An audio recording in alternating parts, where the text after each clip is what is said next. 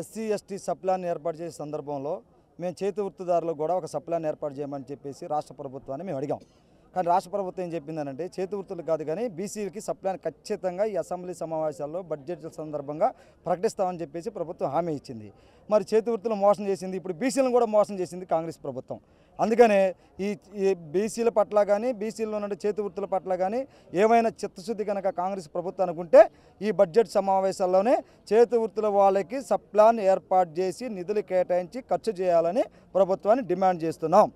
మరి ఈ విధంగా మాయ మాటలు చెప్పి భ్రమలు గొలిపి నమ్మించి మోసం చేయటం అనేది కాంగ్రెస్ ప్రభుత్వానికి ఒక నైజంలాగా కనిపిస్తూ ఉంది.